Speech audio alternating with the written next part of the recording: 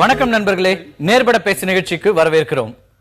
மீண்டும் ஒரு முறை முல்லை பெரியாறு பாசன பகுதியில் இருக்கின்ற விவசாயிகள் போராட்டத்திற்கு தள்ளப்படக்கூடிய சூழல் ஏற்பட்டிருக்கிறது. கேரள முதல்வராக இருக்கின்ற பினராயி விஜயன் தமிழகம் 152 அடியாக முல்லை பெரியாறு அணையினுடைய அந்த உயரத்தை உயர்த்துவதை நாங்கள் எதிர்க்கிறோம், அப்படியான ஒரு செயல்பாட்டை நாங்கள் அனுமதிக்க முடியாது என்கிற கருத்தை இன்றைக்கு தெரிவித்திருக்கிறார்.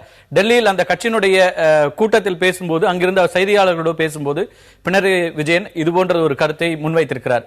இவரே பொறுப்பேற்றவுடன் சொன்னபோது இதற்கு ஏற்கனவே இந்த எக்ஸ்பர்ட் கமிட்டி கொடுத்திருக்கிற அந்த கருத்தை ஏற்பதாக சொல்லியிருந்தார். அதற்கு பிறகு காங்கிரஸ் உள்ளிட்ட கட்சிகளுடைய நெருக்கடி கேரளாவில் வந்தது. நேற்றைக்கு காங்கிரஸ் கட்சி, கேரள காங்கிரஸ் கட்சி அங்கே ஒரு உண்ணாவிரத போராட்டத்தை நடத்தி அங்கே அணையின் உயரத்தை கூட்டக்கூடாது என்ற எதிர்ப்பை தெரிவித்தது. அங்கே கேரள முன்னாள் முதலமைச்சரும் அதிலே கலந்து கொண்டார், உம்மன் சாண்டியும் கலந்து கொண்டு அதற்கு எதிர்ப்பை தெரிவித்தார். இப்படியான சூழலில் தான் தற்போதைய முதலமைச்சர் பினராயி விஜயனுடைய இந்த கருத்து முன்வைக்கப்பட்டிருக்கிறது. இடதுசாரி முன்னணி ஆட்சிக்கு வந்த பிறகு அங்கே ஓரளவுக்காவது சமநீதி, நீதியின் பக்கம் அந்த ஆட்சி நிற்கும் என்றெல்லாம் எதிர்பார்க்கப்பட்ட நிலையில் அவர்களுக்கும் உள்ளூர் அழுத்தம் ஏற்பட்டிருக்கிறது என்பதாக தெரிகிறது. இந்த அழுத்தம் என்பது தமிழக விவசாயிகளை பாதிக்கக்கூடிய சூழலில், குறிப்பாக மதுரை, தேனி, விருதுநகர் உள்ளிட்ட 5 மாவட்டங்களில் இருக்கிற விவசாயிகளை பெருமளவிற்கு பாதிக்கக்கூடிய ஒரு சூழலாக உருவாகி இருக்கிறது. சில விவசாய அமைப்புகள் இதற்கான போராட்டங்களையும் இப்போது அறிவித்திருக்கிறார்கள் தமிழகத்தில். இது குறித்து தான் தொடர்ந்து தமிழக என்பது முல்லை பெரியாறு அணை பிரச்சனையாகட்டும் அல்லது காவிரி நீர் பிரச்சனையாகட்டும் எல்லாவற்றிலும் தொடர்ந்து வஞ்சிக்கப்படுகிறது தமிழகம். இந்த முல்லை பெரியாறு பிரச்சனையிலும் கூட உடனடியாக கவனம் செலுத்தி அத்தனை கட்சிகளும் இதிலே தங்களுடைய குரலை உயர்த்தி தமிழகத்திற்கான நீதியை நிலைநாட்ட வேண்டிய அவசியம் ஏற்பட்டுள்ளதாக தெரிகிறது. இது குறித்து தான் இன்றைக்கு நாம் விவாதிக்க இருக்கின்றோம். நம்முடைய விவாதத்தில் நம்மோடு பங்கேற்கிறார்கள் அதிமுகவின் சார்பாக திரு கௌரி சங்கர், மார்க்சிஸ்ட் கம்யூனிஸ்ட் கட்சியினுடைய திரு பாக்கியம், பாரதிய ஜனதா கட்சியிலிருந்து திரு குமரகுரு, காங்கிரஸ் கட்சியின் சார்பாக வழக்கறிஞர் கனகராஜ், அதே போல ஓய்வு பெற்ற பொறியாளர் திரு வீரப்பன், மதுரையிலிருந்து திரு முருகன், பெரியாறு வைகை பாசன திட்டத்தினுடைய அந்த விவசாயிகள் சங்கத்தின் சார்பாக திரு முருகன், 6 பேரும் நம்மோடு இணைகிறார்கள். அனைவருக்கும் வணக்கம்.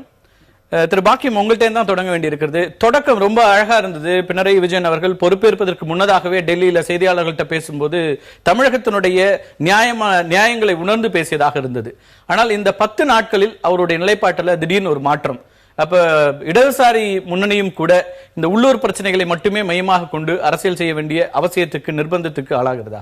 இல்லை, அதாவது நீங்க முதல்ல முன்னுரையில பேசும்பொழுதே சொன்னீங்க உள்ளூர் அழுத்தம் அப்படின்ற விஷயத்தை சொன்னீங்க. உள்ளூர் பிரச்சனைகள் பொதுவாக எல்லா அரசியல்லையுமே உள்ளூர் பிரச்சனைகள் இருக்கும். உள்ளூர் பிரச்சனை இல்லாமல் அரசியல் இருக்காது. ஆனால் இப்போ நீங்கள் அவர் பதவி ஏற்ற பிற்பாடு புதிய அணை சம்பந்தமான ஒரு கருத்தை சொன்னார்.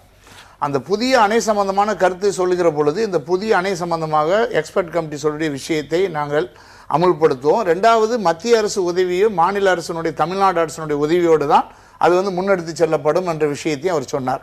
அதையொட்டி கேரளாவில் காங்கிரஸ் கட்சி மற்றவங்க சொன்ன கருத்துக்கள் என்பது இருக்கு. ஆனால் இப்போ அதுக்கு பிற்பாடு இப்போ நீங்கள் சொல்லியிருக்குது, இப்போ அந்த 142 அடி 152 அடி பற்றி அப்போ அது புதிய அணை சம்பந்தமாக வந்தது. அப்போ அது பேசப்படலை. இப்போ இந்த விஷயம் பேசப்பட்டிருக்கு. நாங்கள் தமிழ்நாடு மார்க்சிஸ்ட் கம்யூனிஸ்ட் கட்சி நாங்கள் என்ன ஏற்கனவே எங்களுடைய நிலைப்பாடு என்னன்னு சொன்னால் 152 அடி என்பது உயர்த்தப்பட வேண்டும். இது தெளிவான விஷயம். அப்போ இது தமிழ்நாட்டில் அமுல்படுத்துவது என்பது விவசாயிகளுக்கு உதவிகரமாக இருக்கின்ற முறையை தான் ஏற்கனவே எடுத்த முடிவின் அடிப்படையில் தான் அதை அமுல்படுத்தணும். அதை அமுல்படுத்துவதற்கான முயற்சியில் நாங்கள் தமிழ்நாட்டினுடைய மார்க்சிஸ்ட் கம்யூனிஸ்ட் கட்சியும் அதற்கான வேலைகளில் ஈடுபடும் என்பதுதான் மத்திய கமிட்டி என்ன நிலைப்பாடு? தமிழக மார்க்சிஸ்ட் கம்யூனிஸ்ட் நிலைப்பாடு, கேரள மார்க்சிஸ்ட் நிலைப்பாடு அதுவும் பாரு. நீதியின் பக்கம் முதல்ல நீங்க அதனுடைய தொடக்கம் நல்லா இருந்த விஷயத்தை வரவேற்றோம். இப்போ அவர் பேசும்போது என்ன சொல்றாருன்னா, அந்த புதிய அணை சம்பந்தமாக பேசும் பொழுது இது அந்த அணை கட்டுவதற்கு எதிராக இல்லை, இது 2 மாநில மக்களுக்கு இடையிலான மோதலாகவோ முரண்பாட்டை வளர்க்க நான் விரும்பவில்லை. குறிப்பாக தமிழ்நாடு மக்களோடு இந்த மாதிரி ஒரு முரண்பாடு தேவையில்லை, பேசி தீர்த்து கொள்ள வேண்டும். பேச்சுவார்த்தை மூலமாக, மத்திய அரசு உதவியின் மூலமாக புதிய அணை கட்டுவதற்கான முயற்சி மேற்கொள்வோம். அது புதிய அடுத்த கட்டம் வருகிற போது புதிய அணை அப்படிங்கறதே கூட ஏமாற்று வேலை அப்படிங்கறதா இங்க இருக்கிற விவசாயிகளுடைய குற்றச்சாட்டாக இருக்கிறது. அதுல நிறைய பேச வேண்டிய விஷயங்கள். ஆனால் இப்ப இருக்கிற பிரச்சனைங்கிறது 142 அடியை 152 அடியாக உயர்த்துவதற்கு நம்ம உச்சநீதிமன்றம் தீர்ப்பு கொடுத்திருக்கிறது. உச்சநீதிமன்ற தீர்ப்பினை இன்னைக்கு நம்ம செயல்படுத்த வேண்டிய நேரத்துல அதற்கு ஒரு தடை போடுற மாதிரி இப்ப கேரள அரசாங்கம் இப்படி செயல்படுறதுங்கிறதுலதான் கேள்வி வருகிறது. நீங்க முன்னாடி இருந்த காங்கிரஸ் அரசாங்கத்தை நம்ம குறை சொல்லிக்கிட்டு இருந்தோம். ஆனால் இப்ப மார்க்சிஸ்ட் கம்யூனிஸ்ட் கட்சி இடதுசாரி முன்னணி ஆட்சிக்கு வந்த பிறகும் அதே நிலைதான் நீடிக்கிறது அப்படின்னா உங்களுக்கு அவங்களுக்கு என்ன வேறுபாடு? இல்ல நான் என்ன முதல்ல நீங்க வந்து அதனுடைய ஸ்டார்டிங் பாயிண்ட்ஸ் சொன்னா நல்லா. இப்போ அந்த விஷயத்தில் நீங்க சொல்ற மாதிரி தமிழ்நாடு மார்க்சிஸ்ட் கட்சி என்ன நிலைப்பாடு எடுத்திருக்கிறதோ இந்த நிலைப்பாடையொட்டி தமிழ்நாடு மக்களுக்கு அமுல்படுத்துறது போல எங்க கட்சி அதுக்கான முயற்சிகளை மேற்கொள்ளும். இப்ப நீங்க வந்து காங்கிரஸ் கட்சி மற்றவங்க உள்ளூர் நிர்பந்தம் கொடுக்கும்போது மாதிரி சொல்லியிருக்கான்ற விஷயம் வந்திருக்கு. இதை தீர்ப்பதற்கான முயற்சியில எங்களுடைய கட்சி மத்திய தலைமையும் மாநில தலைமையும் ஈடுபடும் என்பதுதான் எங்களுடைய நிலைப்பாடு. அவை 152 அடி என்ற விஷயங்களை நீங்க அமுல்படுத்துவது தமிழ்நாட்டு மக்களுடைய விவசாயிகளுடைய வாழ்க்கையை பாதுகாப்பதற்கு உதவிகரமாக இருக்கும். ஆகவே அது முன்னெடுத்து செல்லப்பட வேண்டும் என்பது என் கட்சியினுடைய நிலைப்பாடு. நம்ம தொடர்ந்து பேசலாம். இதுல இன்னைக்கு திரு பினராயி விஜயன் சொன்ன ஒரு முக்கியமான விஷயமாக இருக்கிறது என்னன்னா, இந்த அணையை கட்டுவதற்கு உயர்த்துவதற்கு நாங்க சர்வதேச ஒரு குழு ஒன்று அமைப்போம். அந்த வெளிநாடுகள்ல இருந்து வர எக்ஸ்பர்ட்ஸ் எல்லாம் பார்த்துட்டு அவங்க ஒப்புதலுக்கு பிறகு அந்த எக்ஸ்பர்ட்ஸோட ஒப்பீனியனுக்கு பிறகுதான் மத்திய அரசோடையும் தமிழக அரசோடையும் சேர்ந்து இந்த அணையை உயர்த்துவது பத்தி நாங்க முடிவெடுக்க முடியுங்கிறாரு. புதிதாக சர்வதேச அளவுல இருந்து ஒரு எக்ஸ்பர்ட் கமிட்டி அப்படிங்கிறது தேவையா இருக்கிறதா? இங்க உச்சநீதிமன்றம் அமைத்த ஒரு கமிட்டி அது கொடுத்திருக்கு. எக்ஸ்பர்ட் கமிட்டி வந்து உயர்த்தலாம்னு சொல்லிட்ட பிறகு நீங்க இந்த விஷயத்தையே திசை திருப்பி சர்வதேச அளவுல இருந்து வரணும்ன்ற அவசியம் என்ன இருக்கு? அதாவது அது வந்து கேரள அரசாங்கத்தினுடைய நிலைப்பாட்டை முதலமைச்சர் சொல்லி இருக்காரு. இப்ப கூட பிஜேபியினுடைய அகில இந்திய செயலாளர் ராம் மாதவ் என்ன சொல்லியிருக்காருன்னா, மத்திய அரசு உதவியோடு மத்திய அரசு அவர் கொச்சின்ல பேட்டி கொடுக்கிறார். மத்திய அரசு முயற்சி செய்து இந்த 2 மாநில அரசுகளுக்கு இடையிலான இந்த பிரச்சனையை தீர்ப்பதற்கு முன்முயற்சி எடுக்க வேண்டும், தீர்க்கப்படும் அப்படின்னு தான் அவர் சொல்லியிருக்காரு. இப்போ என்ன பிரச்சனைன்னு சொன்னா, நீங்க அவரு ஆல் இந்தியா எக்ஸ்பர்ட் உலக அளவிலான எக்ஸ்பர்ட்டை கூட்டிட்டு வந்து பண்ணணும்ன்றது அவரு கேரள அரசியலில் புதிய அணை சம்பந்தமா பேசுகிற பொழுது அவர் என்ன சொன்னார்னா, நாங்க அதுக்கு போகல, இப்போ பிரதான விஷயம் என்பது அணையினுடைய பலம் சம்பந்தமாக பேசுவோம் அப்படின்னு தான் அவர் சொல்றது. அந்த எக்ஸ்பர்ட் கமிட்டி சொல்லியிருக்காரு. நம்மளுடைய நிலைப்பாடு என்னன்னு சொன்னா, இந்த 152 அடி உயர்த்துவது என்பது நீங்க உச்ச நீதிமன்றம் சொல்லக்கூடிய விஷயத்தை அமலாக்க வேண்டும். 10 நாட்கள்ல அவருடைய பேச்சு மாறி இருக்கிறதா இல்லையா? இல்ல 10 நாளுக்கு முன்னாடி தமிழக அரசாங்கத்தினுடைய நிலையை ஆதரித்தவர் இன்னைக்கு வந்து தமிழக அரசனுடைய நிலையை ஏற்க முடியாது, தேவைப்பட்டா உச்ச நீதிமன்றத்தை கேரள அரசாங்கம் அணுகும் அப்படிங்கிற போது என்ன வேறுபாடு உங்களுக்கு மற்ற கட்சிகளுக்கு? நீங்க வந்து தமிழ்நாட்டு மக்களுடைய நலன் சார்ந்து இந்த விஷயங்களை முன்வைக்கிறேன். 2வது விஷயம் என்னன்னா, நீங்க சொல்றாங்க எல்லாருமே பாரதிய ஜனதா கட்சியினுடைய தமிழக தலைவர்களும் அதையே சொல்றாங்க. காங்கிரஸ் கட்சியினுடைய தமிழக தலைவர்களும் அதே தான் சொல்றாங்க. நீங்க விஜயன் சொன்னதை, பினராயி விஜயன் சொன்னதை நீங்க எப்படி சொல்றீங்கன்னா, தமிழ்நாட்டு நிலைப்பாட்டுக்கு ஆதரவாக இருந்தார் அப்படின்னு நீங்க சொல்றீங்க. நீதியின் பக்கம் இருந்தார்ன்றதா சொல்ல வரேன். நான் என்ன பேசுறேன், இப்ப தமிழகத்துக்கு ஆதரவா இருக்க வேண்டாம், கேரளாவுக்கு ஆதரவா இருக்க வேண்டாம். உச்சநீதிமன்ற தீர்ப்பு இருக்கிறது, அந்த தீர்ப்பை அமல்படுத்த வேண்டிய இடத்துல இருக்க வேண்டியவர்கள் அதுல நீங்க வந்து சரியான ஸ்டாண்ட்ல 10 நாள்ல ஏன் பேச்சு? இப்போ அந்த ஸ்டாண்ட், அதாவது இப்போ என்னன்னு சொன்னா, அந்த தீர்ப்பை அமுல்படுத்துவோம் என்ற விஷயத்தில் அவர் முதல்ல பேசினார். அந்த சொல்லுகிற பொழுது என்ன சொன்னார்னா, தமிழ்நாடோடு மற்ற பக்கத்து மாநிலத்தோடு ஒரு முரண்பாடோடு விஷயத்தை கொண்டு போகாமல் பேச்சுவார்த்தைக்கான முறையில தான் பேசித்தான் தீர்ப்போம் அப்படின்ற விஷயத்தை சேர்த்து வச்சாரு. அப்பதான் உம்மன் சாண்டியும் அங்களுடைய சென்னித்தலாவும் என்ன பண்ணான்னு சொன்னா, இதை கடுமையா எதிர்த்தாங்க. அந்த குழு UDF போய் நேரடியாக முதலமைச்சரை பார்த்து ஒரு அழுத்தம் கொடுக்குறாங்க, போராட தொடங்கி இருக்காங்க. இது அப்புறம் வந்த விஷயம். அதனால இப்போ என்னன்னு சொன்னா, கேரளாவினுடைய முதலமைச்சர் எடுத்துடைய நிலைப்பாட்டில் மாற்று கருத்து இருந்தாலும் அந்த விஷயத்தை, சுப்ரீம் கோர்ட் விஷயத்தை அமுல்படுத்த வேண்டும் என்பதில் நாங்கள் உறுதியா இருக்கோம். அதை முயற்சி பண்ணி அதை அமுல்படுத்த வைக்கணும் என்பதுதான் நல்லது. திரு குமரகுரு, தமிழக பாரதிய ஜனதா கட்சியினுடைய பார்வை இதில் என்னவா இருக்கு? முதல்ல இருந்தே வந்து முல்லை பெரியார் விஷயத்தில் வந்து சுப்ரீம் கோர்ட் என்ன சொல்லுதோ அதுதான் நம்ம முதல்ல இருந்து ஃபாலோ பண்ணிட்டு இருக்கோம். இங்கே ஒரு ஸ்டாண்ட், அங்கே ஒரு ஸ்டாண்டுங்கிறது வந்து ஒரு ஃபெடரல் செட்டப் ஆஃப் கண்ட்ரியில் வந்து கண்டிப்பாக ஸ்டேட் கவர்மெண்ட்டோட அவங்களோட அத்தனை தேவைகளும் முதல்ல பூர்த்தி ஆகணும். ஆனால் அந்த ஸ்டேட்டில் இருக்கிற பாலிட்டிஷியன்ஸ், அங்கே இருக்கிறவங்களுக்கு அவங்களோட ஸ்டேட்டில் இருக்கிற பாலிட்டிக்ஸ் தான் முதல்ல. கிட்டத்தட்ட 65 ஆண்டு காலமாக காவிரி இஷ்யூ முடியாமல் இருக்கிறதுக்கு காரணம் வேற ஒன்றும் இல்லை, அந்த ஊர் மக்களுக்கும் இந்த ஊர் மக்களுக்கு உள்ள பாலிடிக்ஸ் தான். எல்லாமே அந்த ஊரில் இருக்கிறவங்களுக்கு தான். எங்கேயுமே இப்ப எல்லாத்தோட பிரதான நோக்கம் என்னன்னா, தண்ணீரை வந்து மாநில கட்சிகள் இப்படி பேசிட்டு இருக்காங்க, இங்க இருக்கிறவங்க எல்லாம் அந்த உரிமைகள் பத்தி பேசுறாங்கன்னா ஓகே. நீங்க மத்தியில இருக்கிறீங்க, எல்லா மாநிலங்களுக்கும் பொதுவான இடத்துல ஒரு ஆட்சி பொறுப்புல இருக்கீங்க. அதோட நீதிமன்ற தீர்ப்பை செயல்படுத்த வேண்டிய இடத்துலயும் மத்திய அரசாங்கம் இருக்கிறது. காவிரி மேலாண்மை வாரியம்னாலும் நீங்க சைலண்டா தான் இருக்கீங்க. கர்நாடகால இருக்கிற விஷயங்களை பார்க்க வேண்டியிருக்கு. முல்லை பெரியார் விஷயத்திலையும் மத்திய அரசாங்கம் ஏன் ஒரு ஸ்ட்ராங்கான ஸ்டாண்ட் எடுக்க முடியல? நீங்க இதை கேட்டீங்க, போற போக்குல ஒன்று சொல்லிட்டு போயிட்டீங்க. தவறான செய்தி மக்களுக்கு போயிடக்கூடாது. காவிரி மேலாண்மை வாரியம் அமைக்க கூடாதுன்னு இல்லை, அமைக்க கூடாது பண்றதுக்கு உண்டான Execution யார் கையில இல்ல, இருக்கு இப்ப? உண்மை- அதுக்கான அதுதான் அதை விஷயம். யார் செய்யணும் இப்ப? அதுதான் சொல்றேன் இருங்க. நம்ம தமிழ்நாடு கவர்மெண்ட் ஒரு பெட்டிஷன் போட்டு ரைஸ் பண்றது இன்னும் கொஞ்சம் வாட்டர் அதிகமா பண்ணணும், சிஎம்பி உடனே ஃபார்ம் பண்ண அவங்க சொன்னாங்க. உடனே சித்தராமையாவும் என்ன பண்ண கேரளாவும் சேர்ந்து உடனே ஒரு பெட்டிஷன் போட்டு அதை பண்ணக்கூடாதுன்னு இருக்கு. ரிவிஷன் பெட்டிஷன் அங்க பெண்டிங் இருக்கு. பெண்டிங் ஒரு இடத்துல இருக்கும்போது நீங்க சிஎம்பி ஏன் ஃபார்ம் பண்ணலன்னு மக்களுக்கு தவறான கருத்து போயிடும். ரெண்டு பேரும் என்ன நேத்து சித்தராமையா என்ன சொல்றாருன்னா சிவில் அப்பீல் முடிகிறதுக்குள்ள இப்ப டெல்லிக்கு போன போதும் முதலமைச்சர் இது குறித்து ஒரு கோரிக்கையை முன் வச்சிருக்காங்க. 152 அடியாக உயர்த்தி கொடுங்க அப்படிங்கிறது ஒன் ஆஃப் த ஒரு டிமாண்ட். அதுல இப்ப மத்திய அரசாங்கம் உடனடியா இதுல தலையிட்டு நீங்க வந்து 152 அடியாக உயர்த்திக்கலாம் தமிழக அரசு ஏற்கனவே நீதிமன்றம் கொடுத்திருக்கிறது. பத்தி பேசிட்டு இருக்கீங்க. இல்ல ரெண்டுத்தையும் காவிரி வந்ததுனால முல்லை பெரியாறுலயும் இப்ப எப்படியான ஒரு டிமாண்ட் கொடுத்திருக்காங்க. அப்போ இதுக்கு மத்திய அரசாங்கம் செவிசாய்க்குமா இல்லையா? இல்ல சகோதரர் சொன்ன மாதிரி நம்ம கொச்சின்ல தான் சொல்லிருக்காங்க. ரெண்டு கவர்மெண்ட்டையும் ஒன்னா வச்சுதான் ஒரு மத்தியில இருக்கிற ஆட்சி வந்து நேரா வந்து இது சரி அது தவறு, இந்த மாநிலம் என்ன நினைச்சாலும் பரவாயில்ல, இந்த மாநிலத்துக்கு கொடுங்கன்னு யாரும் கொடுக்க முடியாது. அப்படி கொடுத்திருந்தா கிட்டத்தட்ட 65 ஆண்டு காலமா ஆண்ட காங்கிரஸ் பல விஷயங்களை தீர்த்திருக்கணுமே. இன்னைக்கு நம்ம இந்த உட்கார்ந்து தானே பேசிட்டு இருக்கோம். இல்ல முடிச்சிடுறேன் 65 வருஷமா காவிரி இஷ்யூவை இன்னும் பாலிடிக்ஸ் பண்ணி இந்த கொண்டு விட்டாங்க. இப்பவும் பெட்டிஷன் பெண்டிங் இருக்கு. ஒன்னு சுப்ரீம் கோர்ட் முடிவு பண்ணி சொல்லட்டும், சிஎம்பி உடனே ஃபார்ம் பண்ணுவோம். ஃபார்ம் பண்ணி உங்களுக்கு அதுல கொடுப்போம். முல்லை பெரியார் இஷ்யூல வந்து அவங்க சொல்றது ஒன்று புது விஷயம் இல்ல. நாங்க இப்பவும் சொல்றோம், ரெண்டு மாநிலத்தை ஒன்னா வச்சு பேசி கலந்து பேசி ரெண்டு பேருக்கும் பிரச்சனை இல்லாம தான் பண்ண முடியுமே தவிர எடுத்தம் கவுத்தம் நாங்க இவங்களை சொல்றது கரெக்டா. பேச்சுவார்த்தை அப்படிங்கிறது எனக்கு புரியல. அதுதான் என்னால புரிஞ்சுக்க முடியல. உச்சநீதிமன்றம் தீர்ப்பு கொடுத்து முடிச்சாச்சு. இதுக்கப்புறம் திருப்பியும் நாங்க பேச்சுவார்த்தையை தொடங்குவோம் அப்படிங்கிறது பிரச்சனையை தள்ளி போடுறது தானே ஒழிய நீங்க அதுல வந்து ஒரு சரியான உங்களால ஸ்டாண்ட் எடுக்க முடியல. இல்லங்க, நீங்க ஒரு எந்த அரசாங்கமாக இருக்கட்டும் நீதிமன்றத்தோட தீர்ப்பு தானே பெருசு. அதை தாண்டி நீங்க வந்து ரெண்டு அரசுகளையும் நாங்க திரும்ப பேசுவோம்னா அப்புறம் எதுக்கு நீதிமன்ற தீர்ப்பு? இல்ல இப்ப ஒரு தேர்ந்தெடுக்கப்பட்ட ஒரு முதல்வர் சொல்றாரு, நேத்து வரைக்கும் ஒண்ணு சொன்னாரு, இன்னைக்கு மாத்தி சொல்றாரு. அப்ப அவர் என்ன பண்றது? கூப்பிட்டு வச்சு தானே பேச முடியும். நம்ம வந்து அவர் தமிழ்நாட்டோட நலனுக்கு அகைன்ஸ்டா போல. இப்ப என்ன சொல்றாரு, 152 அடி வந்து உயர்த்த மாட்டோம், நேத்து வரைக்கும் நல்லா இருந்த டேம் இப்ப நீங்க எக்ஸ்பர்ட் வரணுங்கிறாரு. இவங்க மாத்தி பேசும்போதெல்லாம் மத்திய அரசு வந்து மாத்தி கருத்து சொல்ல முடியுமா? ரெண்டு பேருக்கும் இன்னைக்கு என்ன பிரச்சனை?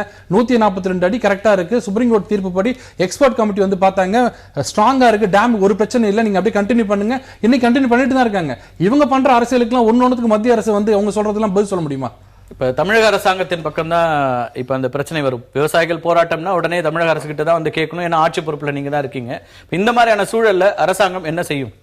இல்ல, கேரளா முதல்வர் பினராயி விஜயன் அவர்கள் பொறுப்பேற்றதற்கு உடனே சொன்னார், புரட்சி தலைவி அம்மா அவர்களை பற்றி சொன்னார், மிகவும் உறுதியான முதல்வர் அப்படின்னார். அதே மாதிரி முல்லை பெரியார் அணையும் உறுதியாக இருக்கிறது, நாங்க ஒரு அணை கட்ட வேண்டிய அவசியம் இல்லை, அந்த அணையை அப்படியே இருக்கலாம் அப்படிங்கிற ஒப்பீனியன் தான் அவர் வச்சிருந்தார்.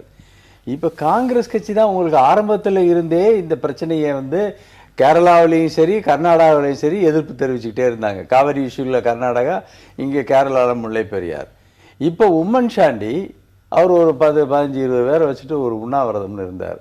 இந்த உண்ணாவிரதத்தில் வந்து அவர் பேசும்போது என்ன சொன்னார், இது வந்து விஜயன் வந்து இப்படி அவர் பேசினாருன்னு சொன்னால் நாங்கள் மாபெரும் போராட்டம் பண்ணுவோம் அப்படின்னார். அது மக்கள் ஏற்கனவே அவங்கள தோக்கடிச்சு வீட்டில் உட்கார வச்சுட்டாங்க. மாபெரும் போராட்டம்லாம் அவங்களால ஒன்றும் பண்ண முடியாது. இருந்தாலும் அங்கே உள்ள அரசியல் இருக்கு பாருங்க. இப்போ ஏற்கனவே லிக்கர் க்ளோஸ் பண்ணுறேன்னு சொன்னாங்க, அதில் வந்து 1 கோடி வாங்கிட்டாங்கன்னு தான் பிரச்சனை. அது உண்மையாக போய் நம்மளுக்கு தெரியாது, இல்லை நடந்ததை சொல்கிறேன் நான். அப்புறம் சோலார் இதில் வந்தது, இப்படி குற்றச்சாட்டுகள், அப்படிப்பட்டதை மறைப்பதற்காக காங்கிரஸ் கட்சி செய்கின்ற வேஷம், இது ஒரு வேஷம் போட்டு வெளியே வர்றாங்க. வெளியே வந்து மக்களை சந்திக்கிறதுக்காக ஏதாவது ஒரு பிடிப்பு இருக்க வேண்டும் அல்லவா, அந்த பிடிப்புக்காக வருகிறார்கள். நாங்கள் முல்லை பெரியாரை 152 அடிக்கு விடமாட்டோம், அணையை கட்டுவோம், முல்லை பெரியாரை இடிப்போம். எந்த மனுஷனாவது இப்படி பேசுவாங்களா? ஒரு புதிய அணையை கட்டுவோம், இருக்கிற உறுதியான இந்த அணையை, இவ்வளவு பாடுபட்டு கட்டிய அணையை நாங்க உடைப்போம் அப்படின்னு ஒரு முதல்வராக இருந்தவர் சொல்லுகிறாருன்னா எவ்வளவு மோசமான பாருங்க. அந்த நிலையில மிஸ்டர் விஜயன் இப்படி சொல்ல வேண்டிய நிர்பந்தத்திற்கு ஆளாகி இருக்கிறார் என்றுதான் நான் நினைக்கிறேன். ஏன் என்று சொன்னால் 10 நாள் அவர் வந்து அணையை போய் பார்க்கல, இன்ஸ்பெக்ட் பண்ணல.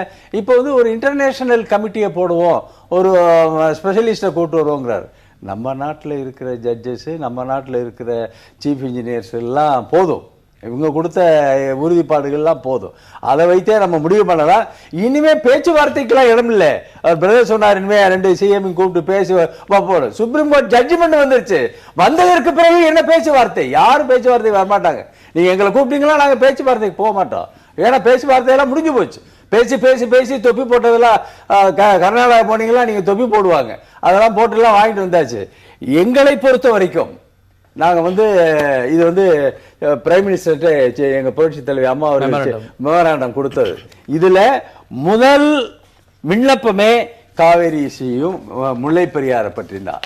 அந்த அளவிற்கு புரட்சி தலைவர் அம்மா அவர்கள் தமிழக மக்கள் மீது, தமிழக விவசாயிகள் மீது, டெல்டா மக்கள் மீது, தேனி, திண்டுக்கல், சிவகங்கை, மதுரை மாவட்ட விவசாயிகளின் மீது ஒரு பற்றுதல் இருக்கின்ற காரணத்தினால்தான் 29 கோரிக்கைகளில் முதல் கோரிக்கையாக பிரைம் மினிஸ்டர் கொடுத்ததுல காவேரியில மேனேஜ்மெண்ட் கமிட்டி போடணும், ரெகுலேட்டரி கமிட்டி போடணும், அது போக முல்லை பெரியார் 152 அடிக்கு கொண்டு வர வேண்டும் என்று கோரிக்கை வைத்திருக்கிறார்கள். இந்த கோரிக்கையை இந்த 152 அடியாக இருந்தது 136க்கு போனது அதிமுக ஆட்சி காலத்தில் தான் அது ஏற்கப்பட்டது. அந்த அணையினுடைய அளவு ஏற்கலாம் கிடையாது. 79 நடந்தது. அப்ப இருந்தது நீங்க தான் ஆட்சியில் இருந்தீங்க. அணையை இவங்க அப்படி போச்சு இப்படி போச்சு, அதனுடைய பழுதா இருக்கு அப்படி இப்படி எல்லாம் ஏமாத்தி அது கொண்டுட்டு வந்தாங்க. அது உண்மையான ஸ்டடி பண்ணதுக்கு பின்னாடி யார் இப்ப 142 அடிக்கு போராடி வாங்கினது? அண்ணா திராவிட முன்னேற்ற கழகம் தான், புரட்சி தலைவி அம்மா அவர்கள் தான் போராடி வாங்கியிருக்காங்க. திராவிட முன்னேற்ற கழக தலைவர் கருணாநிதியோ யாரும் வாங்கல. புரட்சி தலைவி அம்மா அவர்கள் 142 அடிக்கு வாங்கினாங்க. 152 அடிக்கும் வாங்குவார்கள் என்ற நம்பிக்கை விவசாயிகளுக்கு இருக்கிறது. விவசாயிகள் போராட வேண்டிய அவசியமே கிடையாது. தொடர்ந்து அவர்கள் போராடுவார்கள் நீங்க சொன்னீங்க. போராட வேண்டிய அவசியமே இல்லை. போராடுவதற்கு புரட்சி தலைவி அம்மா அவர்கள் தயாராக இருக்கிறார்கள். 152 அடி உறுதியாக முல்லை பெரியாரில் பெற்று தருவார்கள் நமது தமிழக விவசாயிகளுக்காக. திரு முருகன், போராட்டத்துக்கான அவசியமே இல்ல, தமிழக அரசாங்கம் இதுலதான் முக்கிய கவனம் செலுத்துகிறது, இந்த நதிநீர் தாவாக்கள்ல தான் தொடர்ந்து முக்கியமான பிரச்சனையா பாக்குறாங்க, குறிப்பா முல்லை பெரியாறு பிரச்சனையை தொடர்ந்து வலியுறுத்திட்டு இருக்கோம் அப்படின்னு அதிமுக சொல்றாங்க. விவசாயிகளுடைய பார்வை என்னவா இருக்கிறது? உங்களுடைய கவலை என்னவா இருக்கு?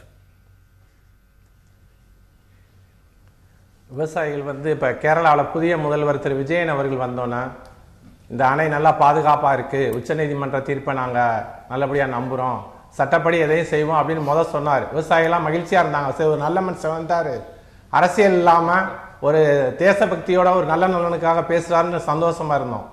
அதை கெடுக்கிறதுக்காக காங்கிரஸில் ஒருத்தர் முன்னாள் முதல்வர் இருந்தார். அவருக்கு நிறைய பிரச்சனைகள்.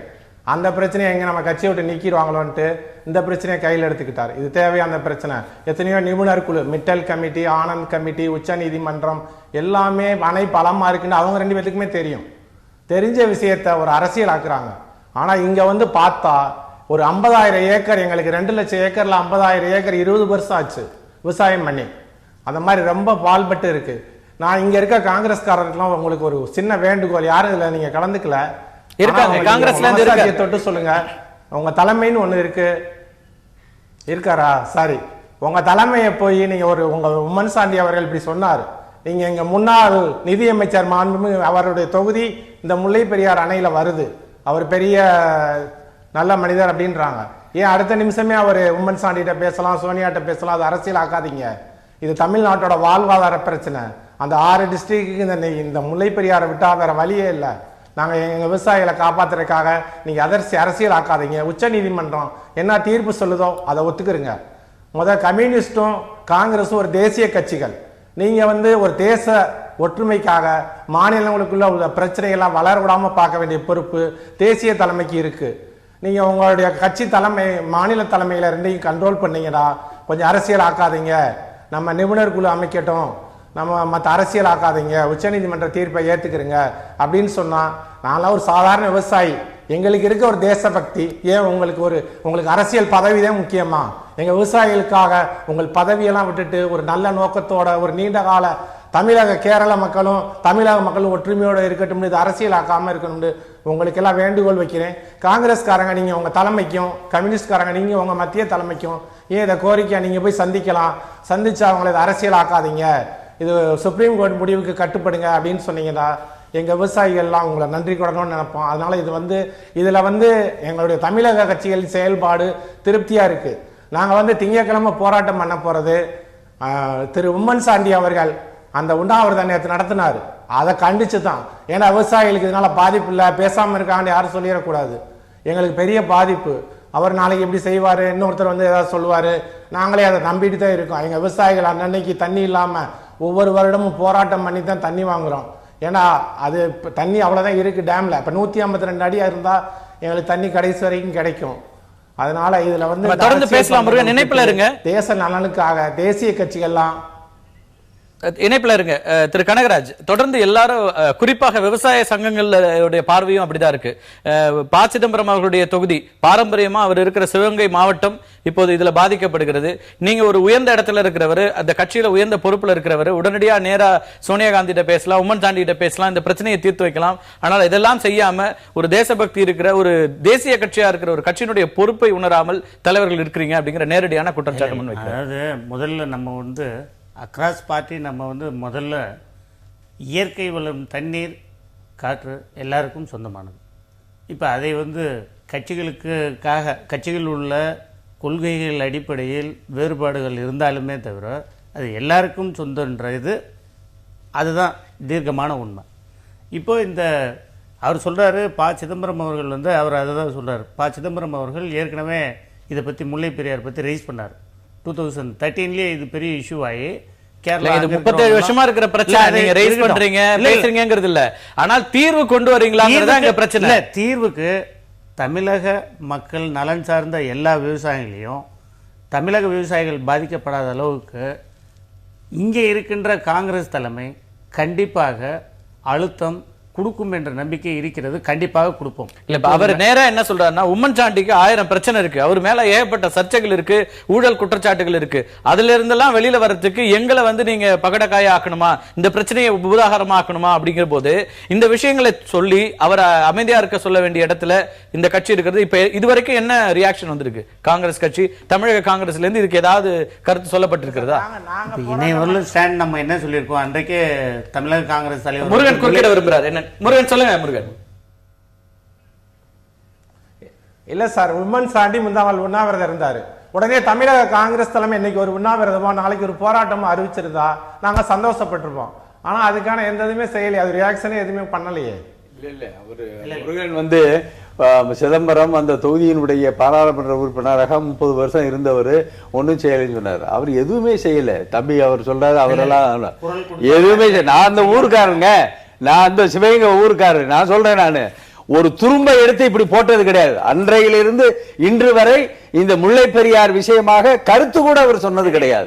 கருத்து கூட சொன்னது கிடையாது. இல்ல ஃபர்ஸ்ட் சொல்யூஷன் வேணும். இதுக்கு சொல்யூஷன் என்னன்னா, ஒரு கேரளாவோ கர்நாடகாவோ பாத்தீங்கன்னா இன்னைக்கு ஒரு காமன் இஷ்யூ வந்தா அங்க அனைத்து கட்சி கூட்டம் இல்ல, அதுக்கெல்லாம்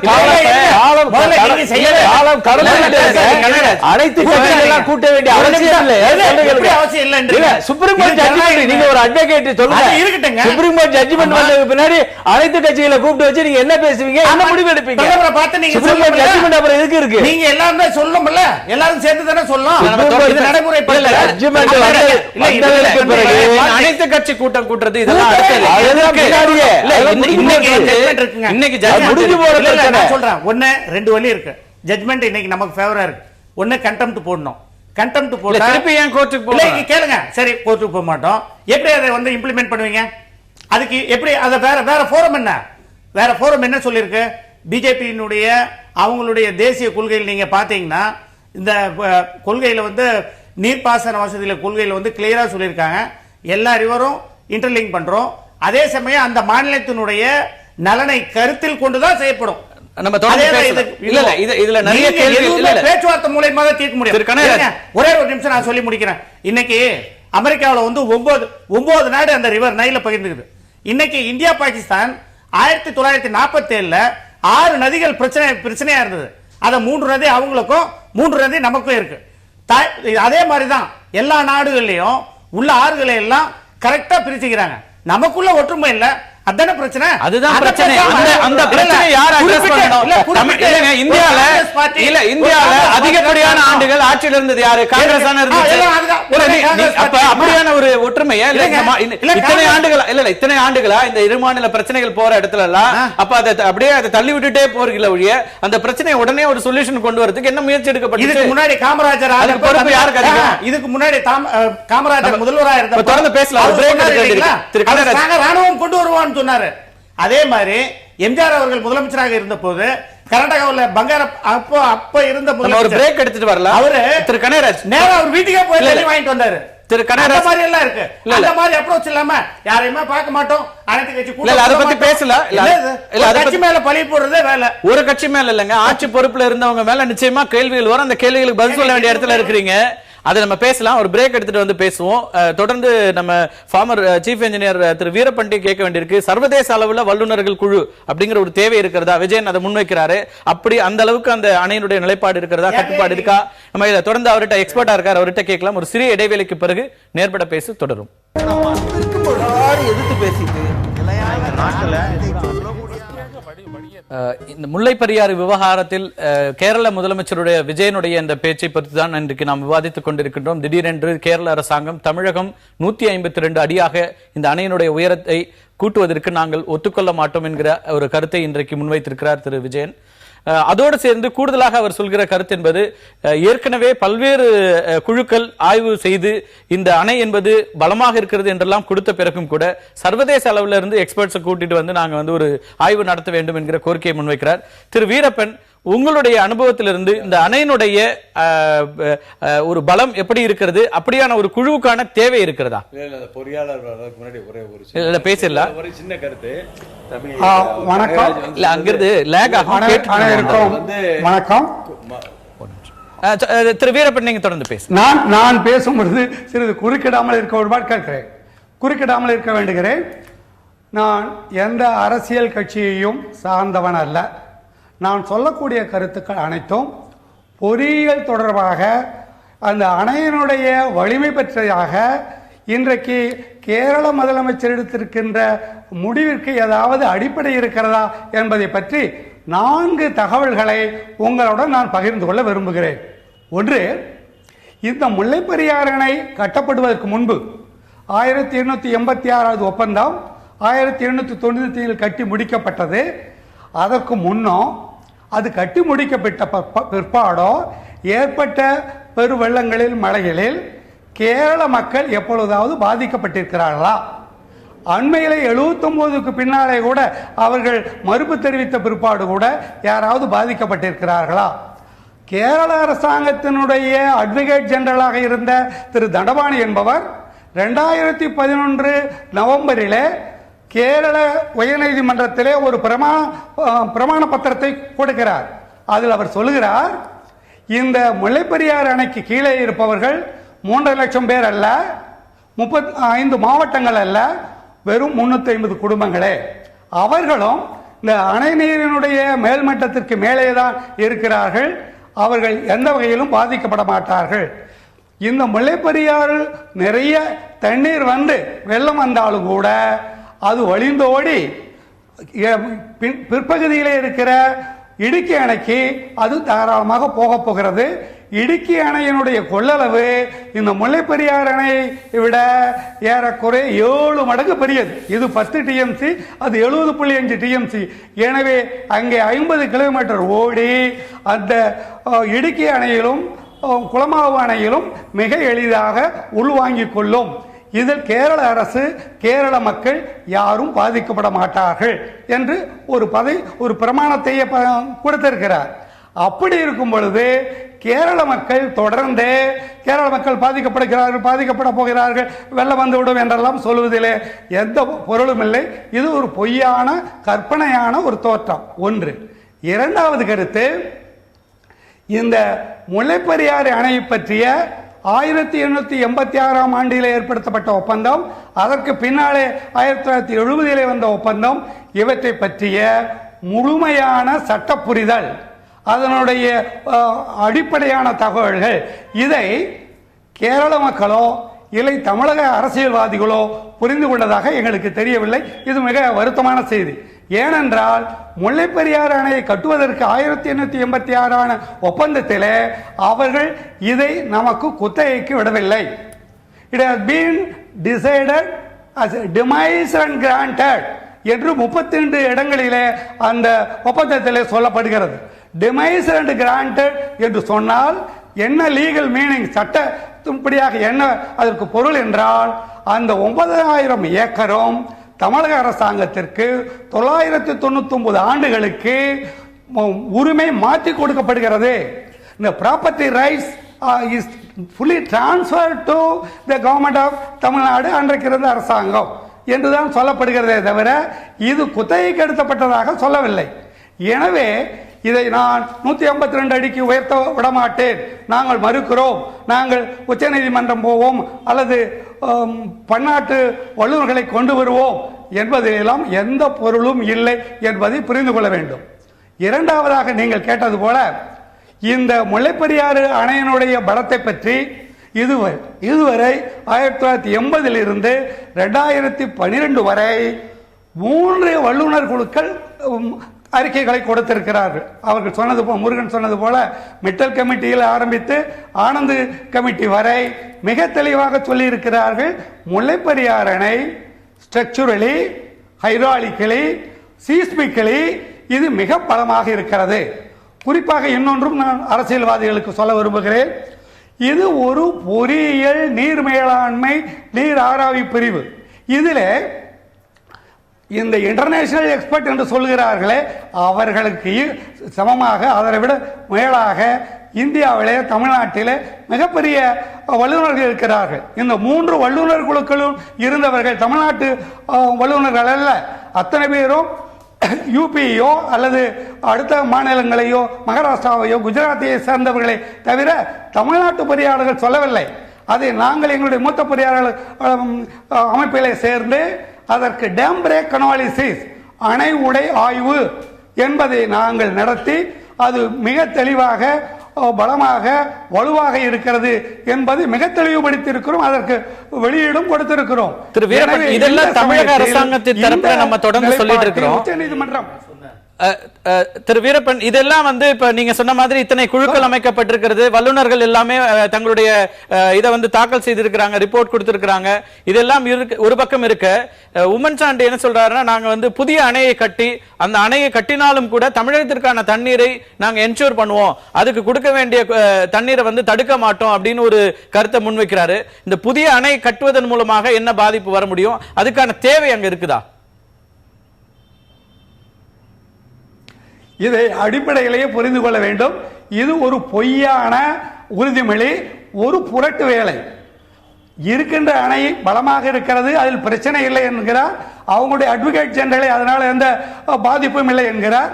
இவர் நாங்கள் புதிய அணை கட்டுவோம், தண்ணீரை தருவோம் என்று 1886 ஒப்பந்தத்தின்படி உச்சநீதிமன்றம் ஒரு முறை அல்ல 2 முறை அது தமிழக ஒரு அரசுக்கு உரிமையானது, it is owned and controlled என்று அவர் குறிப்பிட்டு இருக்கிறது.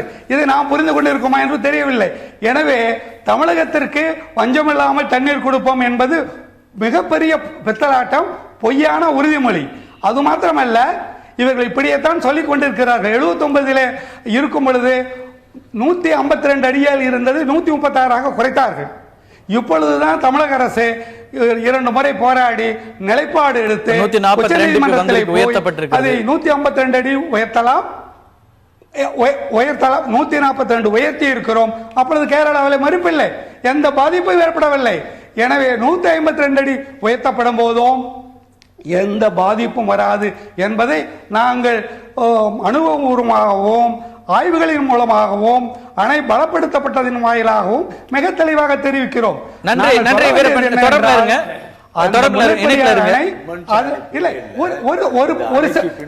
ஒரு செய்தியை மாத்திரம் சொல்லுகிறேன். அந்த பகுதி பூராவும் நம்முடைய சொத்து, நம்முடைய நிலைப்பாட்டுக்கு கொண்டு வர வேண்டும். கேரள ஃபாரஸ்ட் மற்றவர்களை எல்லாம் விலக்கிவிட்டு நம்முடைய ஆட்களை நம்முடைய கட்டுப்பாட்டில் அது முழுமையாக கொண்டு வராத வரை இந்த நிலைமை, இந்த குழப்பம், இந்த கால நீட்டிப்பு, இது போன்ற போராட்டங்கள் கண்டிப்பாக இருக்கும். இதை தவிர்க்க வேண்டும் என்றால் அந்த 9000 ஏக்கரும் நம்முடைய கட்டுப்பாட்டுக்கு கொண்டு வரப்பட வேண்டும் என்பதை இந்த தமிழக அரசு உறுதியாக செயல்படுத்த வேண்டும் என்று நான் அன்போடு வேண்டுகோள் விடுக்கிறேன். திரு கௌரி உம்மன் சாண்டி வந்து அவர் சிஎம்மா இருக்கும் பொழுது ரிசர்வாயருக்கு பின்பக்கத்துல நிறைய ரிசார்ட்ஸ் கட்டுறதுக்கு வந்து பெர்மிஷன் கொடுத்துட்டாரு. இப்ப இது இப்ப இந்த 142 அடியில எது பாதிப்பும் வரல. இது 152 அடி ஏறுச்சுன்னு சொன்னா தண்ணி ஏறுகின்ற பொழுது இவர் பெர்மிஷன் கொடுத்த ரிசார்ட்ஸ் ஹோட்டல்ஸுக்கெல்லாம் பாதிப்பு ஏற்படும் அப்படிங்கிற ஒரு பயத்துலதான் அவர் இந்த போராட்டம் அது இதெல்லாம் நடத்துறாரு. தம்பி கனகராஜ் வந்து இல்ல ஒரு நிமிஷம் கொஞ்சம் ஒரு நிமிஷம் இருங்க. குற்றச்சாட்டுகளை அவர் எதிர்கொள்றாருங்கிறதுல எந்த பிரச்சனையும் இல்லையா? அது செய்திகள் எல்லாம் தொடர்ந்து தினமும் எல்லா ரிசார்ட்ஸ் ஆனால் கேரளால இருந்து போராட்டம் நடத்திய எந்த தலைவரும் இப்ப இருக்கிற அணையை இடிச்சு தள்ளுவோம் புதுசா ஒண்ணு கட்டுவோங்கிற அளவுக்கு இமோட்டிவா பேசி இப்ப சமீப காலங்களில் நம்ம பார்க்கல. இந்த பிரச்சனையை உடனடியாக இவ்வளவு அழுத்தத்தை நீங்க இப்ப இருக்கிற கேரள அரசாங்கத்தின் மீது செலுத்துவது யார்? காரணம் இருக்கு, அங்க இருக்கிற லோக்கல் பாலிடிக்ஸ் இருக்கு. அதுக்காக லோக்கல் பாலிடிக்ஸ்க்காக ஒரு அணையை நீங்க லோக்கல் பாலிடிக்ஸ்ன்றீங்க.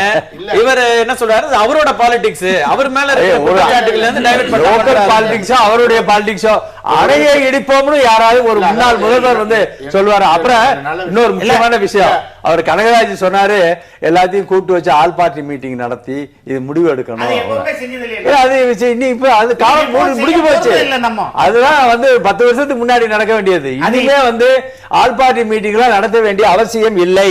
நமக்குன்னு ஒரு கோர்ட், நம்மளுக்குன்னு ஒரு சுப்ரீம் கோர்ட், உச்ச நீதிமன்றம் கொடுத்த தீர்ப்பை நிறுத்தி செய்யணும். அது வந்து திரு மோடி அவர்கள் செய்வாருங்கிற நம்பிக்கை எங்களுக்கு இருக்கிறது. இன்னைக்கு நடந்த எங்களுடைய ஒர்க்கிங் கமிட்டியில கூட தீர்மானம் போட்டிருக்கிறோம். வந்து உடனடியாக மத்திய சர்க்கார் எடுத்து செய்ய ஒவ்வொரு நிகழ்வுக்கும் புரட்சி தலைவர் அம்மா அவர்கள் இதை கடுமையாக நெருக்கத்தில் கொண்டு வருகிறார்கள். வெற்றி பெற்றே தீர்வார், அதுல எந்த சந்தேகம் வேண்டாம். எல்லா ரிவரையும் தேசியமயமாக்கப்படணும். தேசியமயமாக்க 65 வருஷம் விட்டுட்டு இப்பதான் உங்களுக்கு ஞான உதயம் வருது. தேசியமயமாக்க 65 வருஷம் என்ன சார் பண்ணீங்க? 65 வருஷம் என்ன பண்ணீங்க? நீங்க வந்து உட்கார்ந்து பேசல. இல்ல இருங்க, இங்க இருக்கிற சார் வீரப்பன் சார் சொன்னது வந்து அனைத்து கட்சி வீரப்பன் சார் இல்ல பேசவே முடியல. இவர் போய் என்ன பண்ண போறாரு?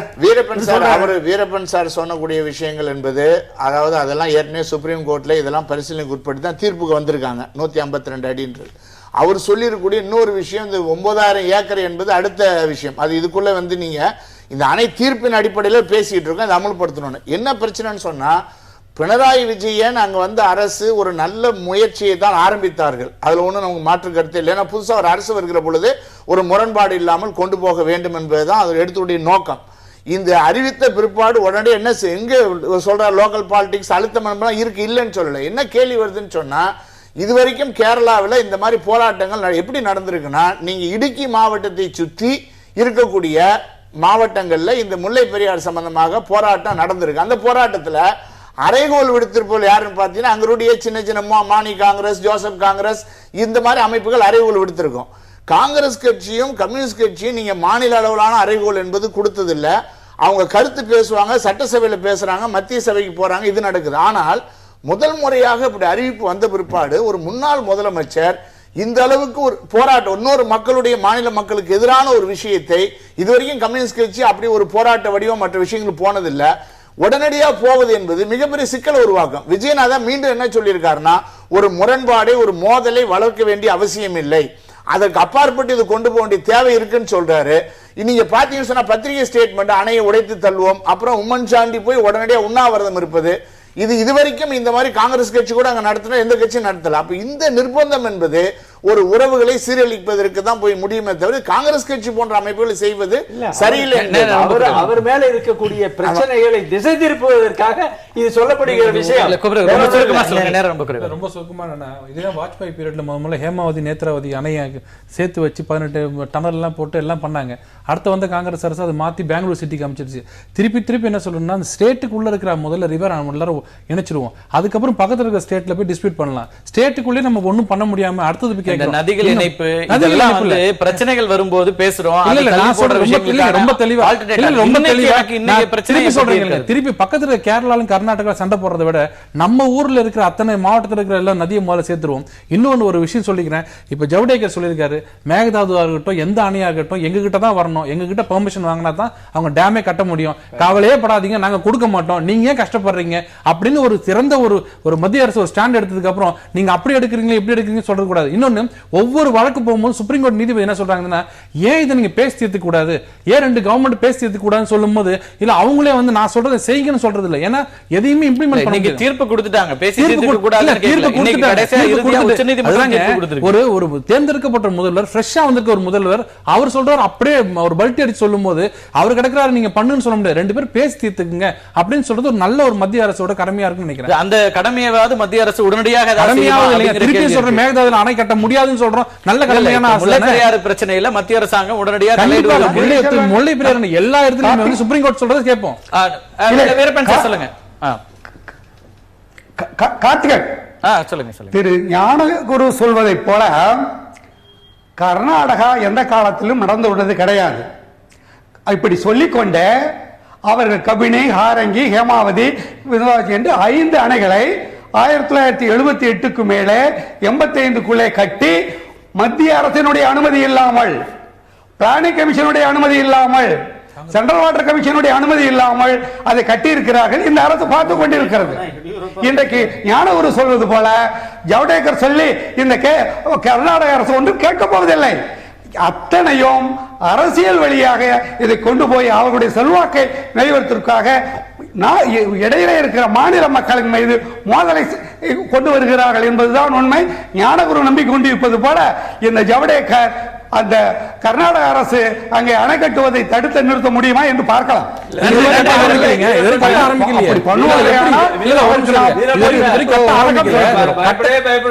கேரளாவில் காங்கிரஸ் ஒழிஞ்சு போறது மாதிரி கர்நாடகாவிலே காங்கிரஸ் போயிடும். அதனால அது நிச்சயம் நடக்காது, நீங்க கவலைப்படாதீங்க. இல்ல நேரம் ரொம்ப குறைவா இருக்கு. திரு முருகன், உங்களோட இறுதியான கருத்துக்கள். இங்க இருக்கிற கட்சிகளுடைய பிரதிநிதிகள் அத்தனை பேருமே அக்கறையோடு இருக்கிறோம், தமிழகத்திற்கான தண்ணீர் என்பது கொடுக்கப்படணும், அதுக்கு எங்களுடைய ஒட்டுமொத்த குரலும் இருக்கு அப்படின்னு சொல்றாங்க. ஆனாலும் நீண்ட கால செயல் திட்டங்களா தான் பேச்சுவார்த்தைகள் நடக்கிறது. தற்போதைய நிலையில விவசாயிகளுடைய அந்த எண்ணம் என்னவா இருக்கு? உடனடியாக நீங்க எதிர்பார்ப்பது என்ன? உடனடியாக அந்த உச்சநீதிமன்ற தீர்ப்பை மதித்து ஒரு 152 அடியாக ஆக்கினா எங்கள் விவசாயிகளுக்கு பெரிய ஒரு உதவிகரமாக இருக்கும். எங்களுக்கு வந்து 2,05,000 ஏக்கர் இருக்கு. ஒரு 20,000 விவசாயிகள், விவசாய தொழிலாளர்கள், 20 லட்சம், ஒரு 50 லட்சம் பேர் மறைமுகமாக மதுரை மாவட்டம் 5 மாவட்டங்களில் பயன்பெறாங்க. இந்த தண்ணி வந்து ஒரு 50,000 ஏக்கருக்கு 20 வருஷமாவே போகலை. எப்போ 80ல் வந்து குறைச்ச பின்னாடி போகவே இல்லை. இப்போ வந்து போன முறை வந்து 2 டேமுமே நிறைஞ்சது, 142, வைகையும் ஃபுல்லாச்சு. அப்படி இருந்தாலுமே ஒரு 40,000 ஏக்கருக்கு எங்களால் தண்ணி கொடுக்க முடியலை. அதனால விவசாயிகள் கஷ்டப்படுறாங்க. அதை எல்லா அரசியல் கட்சிகளும் ஒரு நீண்ட கால நோக்கோடு தமிழக கேரள மக்கள் ஒரு நல்ல உறவோடு இருக்கணும்னு நினைச்சு நீங்க ஒரு பரந்த சிந்தனையோட அரசியலாக்காதீங்க. தமிழ்நாட்டில் போராட்டங்கள்லாம் மக்கள் தொடர்வாங்க, அரசியல் கட்சிகள் பின்னாடி வருவாங்க. ஆனா கேரளாவில் வந்து நீங்க அரசியல் கட்சிகள் மக்கள் போராடாமையே நீங்க முன்னாடி எடுத்துக்கிறீங்க உங்க அரசியல் காரணங்களுக்காக. இதை விட்டுட்டு நீங்க அரசியல் மட்டும் பண்ணுங்க, பிழைப்புக்காக இந்த முல்லைப்பெரியாறு பிரச்சனை நீங்க எடுத்துக்கிறாதீங்கன்னு உங்களை எல்லாம் வேண்டிக்கிறோம். நன்றி முருகன். கடைசியா முருகன் சொல்ற அந்த கருத்து தான் ஒரு விவசாயியா அவருக்கான பிரச்சனைகளை முன்வைக்கிற ஒரு விஷயமா இருக்கு. எல்லா நேரங்களிலும் மக்கள் போராட்டம் அதை தொடர்ந்து வர்றதுங்கிறது வேற. ஆனால் இன்றைக்கு குறிப்பாக இப்ப நடந்து கொண்டிருக்கிற கேரளாவில் நடந்துட்டு இருக்க போராட்டங்கள் என்பது அரசியல் கட்சிகள் தூண்டி அல்லது அரசியல் கட்சிகள் இதை ஒரு அரசியலாக மாற்றுகின்ற அந்த சூழலை பார்க்கிறோம். இது மேலும் பரவாம இந்த பிரச்சனை 2 மாநில பிரச்சனைகளாக மாறாம உடனடியாக தீர்வுக்கு நோக்கி போக வேண்டியிருக்கிறது. 37 ஆண்டுகளாக நீடித்துக் கொண்டிருக்கின்ற இந்த பிரச்சனை மேலும் வளராமல் எவ்வளவு கூடிய சீக்கிரம் முடியுமோ அதற்கான வேலைகளை அரசுகள் பொறுப்புல இருக்கிறவங்க எடுக்க வேண்டிய அவசியம் இருக்கிறது. மீண்டும் ஒரு நிகழ்ச்சியில் சந்திக்கலாம் நண்பர்களே. நன்றி, வணக்கம்.